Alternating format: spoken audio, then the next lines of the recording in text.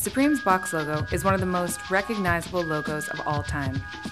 A Supreme box logo, or BOGO hoodie, can resell on Grailed for more than $1,000. That's a big, big markup from its $148 retail price.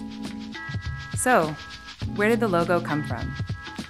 In 1994, the original store on Lafayette Street, New York, carried brands such as Zoo York, Shorties, and Spitfire, but it wanted to produce its own t-shirts to commemorate opening day. 3 t-shirts were designed. One featuring a 1970s skater, one with Travis Bickle from Martin Scorsese's Taxi Driver, and one with the shop's simple logo, the word Supreme, written in a white Futura bold oblique font inside a red rectangle. This logo came about when Jebbia's friend mocked up the original designs, which he felt looked a little flat, so he lent them a book on New York conceptual artist Barbara Kruger for some inspiration. Kruger's work uses bold, contrasting colors to create anti-authoritative, anti-capitalist maxims and slogans. Some of her most famous works include Your Body is a Battleground, which was a poster for the 1989 Women's March on Washington in support of legal abortion. The powerful piece depicted a woman's face bisected into positive and negative photographic reproductions, with a striking slogan written in the now familiar red and white box. Whether the box logo was inspired or lifted entirely remains up for debate, although there were no legal repercussions for Supreme as Kruger did not have intellectual property rights to the logo. It was the first case of the New York skate brand sampling other people's designs, a concept it has successfully run with for the past 2 decades. However, when Supreme sued Leah McSweeney's Married to the Mob Supreme Bitch clothing line for infringing trademark rights in 2013, Kruger broke her silence, commenting on the irony of it all by saying, "What a ridiculous cluster of totally uncool jokers. I make my work about this kind of sadly foolish farce. I'm waiting for all of them to sue me for copyright infringement."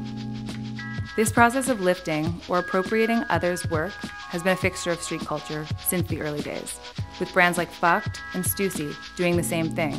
For example, Stussy's logo, which is a flip of the interlocking C's from Chanel.